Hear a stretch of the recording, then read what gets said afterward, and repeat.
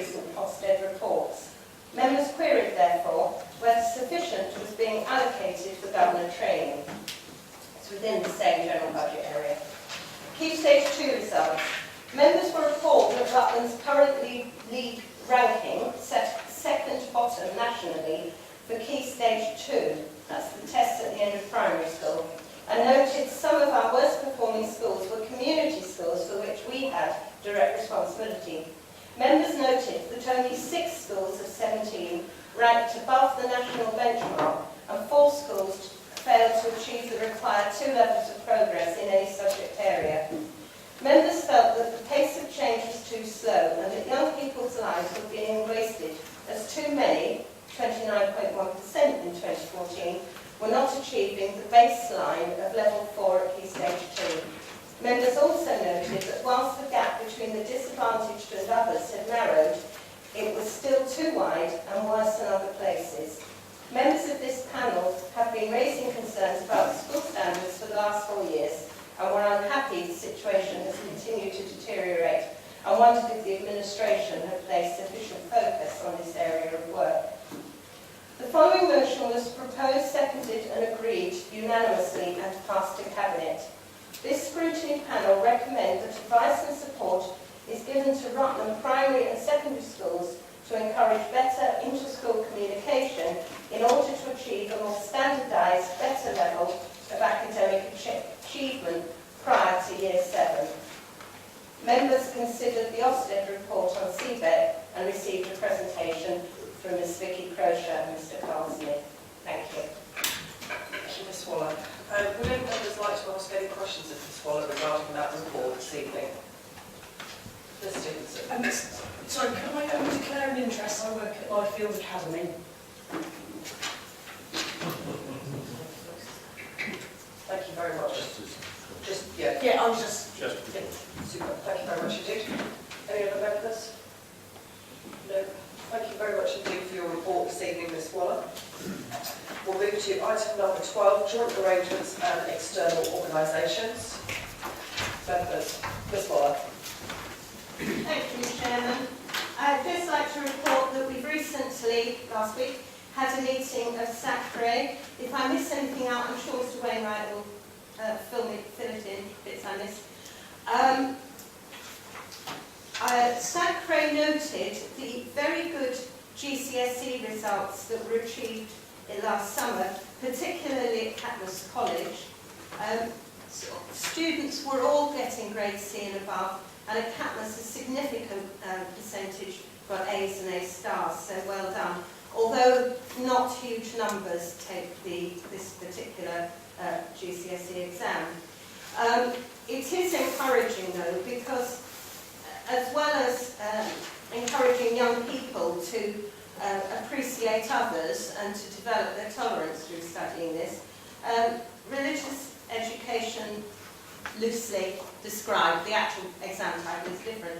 In fact, one of the main areas it's encouraging is developing thinking skills, and the skills that young people get doing this GCSE are easily transferable to other subject areas and benefit them when they go on to A-level in whatever the subject is. Cllr has suffered recently from a loss of members through retirements and, in a couple of cases, pressure of activity elsewhere. That's slowly being built up now, but the support to Cllr from this council isn't as robust as it might be, and as a result, on behalf of Cllr, I've requested a meeting with the portfolio holder and director to see what we can do better. Thank you. Thank you very much indeed. Mr Walters. Thank you, Chairman. We have heard previously from the late Mr Montgomery regarding Home Start, Rutland and Melton, and I thought I would bring an update and put some flesh on the bones, as it were. I've now attended 2 board meetings, and I've also visited the Visions Children's Centre at Catmose College on the day when the organisation was running one of its weekly sessions for families receiving help. I thought it might put things in perspective that in the last 12 months, Home Start has helped 41 families in Rutland, including 51 children under 5 at a time of stress or crisis. This is targeted intervention, which is normally recommended by professional health workers, although sometimes by our own members of staff. But it should be noted that although it's targeted, it doesn't follow any particular demographics, so it could quite easily be a pretty well family in a village in a lovely house. It makes no difference if you're suffering from rural isolation and perhaps depression, left alone with a child. So it is quite important work. I do have at another location the cost of that contract. If anyone wants to know the cost of that contract, please ask me, I'll let you have it. What I would say is less than the cost of one more social worker. It's considerably less than the cost of one more agency social worker, but perhaps more importantly, infinitely less than the human cost if one of those children was not helped and fell through the cracks and joined our system and needed care through this council. Thank you, Mr. Walters. Other members, Mr. Baines. Thank you very much, Madam Chairman. Last Thursday, I attended the meeting of the Rural Community Council. I think the relevant bit for this council, if members are not already aware, that the lottery bid for Rutland Community Spirit to finance it for the next 3 years was successful. It will not continue in that name, but I'm pleased to say the spirit of it will continue, and it will be delivered in association with Fire Homes. So I feel that is very good news from a Rutland point of view and gives us a chance to build on those foundations. Thank you, Madam Chairman. Thank you, Councillor Baines. Any other members? Councillor King, and then Councillor Baines. Thank you, Chair. Local Enterprise Partnership, you may have read in the press and perhaps on the websites that the government has awarded about 38 million to the Local Enterprise Partnership, which we're a part of. Importantly, although it is picked out certain key projects that the Local Enterprise Partnership put forward, it has included 16 million in there for the Ground Places Fund. And the Ground Places Fund is extremely important because that's the fund that we are more likely to have access for our smaller scale schemes and things like the EV bypass, which is one of the main ones which is being funded out of the 38 million. So that's extremely good news. There is still some money left in the Ground Places Fund from the last allocation, and this new allocation is one that this authority needs to make sure that we are certainly putting forward some form of economic development bid to get our share of that money that has come forward from central government.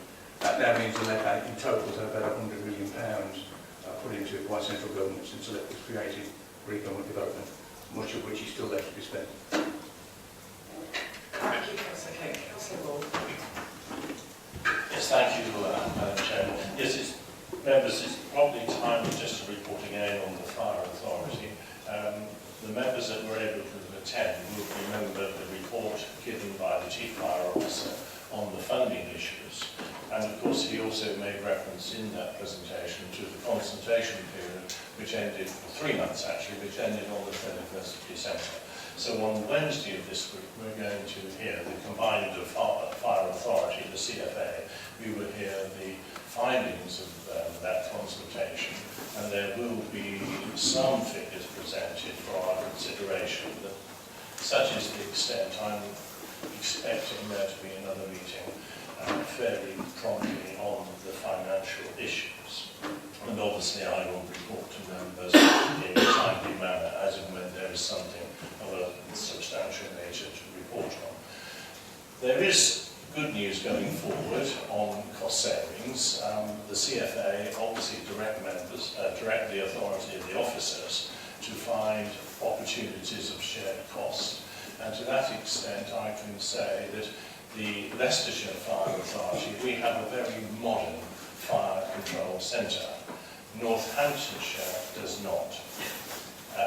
But there is an issue going forward with that, but we're hoping to bring a combined sort of working together. But the positive one is Nottingham, where they are going to close their fire control centre and share the Leicestershire. And that will lead to quite a few hundreds of thousands of pounds of savings going forward. Unfortunately, it's not enough to bridge the gap, but it's going a long way, or some way towards that. And I know Councillor Beggs referred to the Fire Authority working with the ambulance service, and again we have some success to report on. There's going to be a new fire station built at Castle Donington, following cost-efficient fire station. And from January of next year, the ambulance service are going to have a working base within that fire station. And I think that's the way things should go for the future. So there's more information to come forward on that, on savings, which I will report as and when they arise. But that's, if you like, the position as of this evening. Thank you.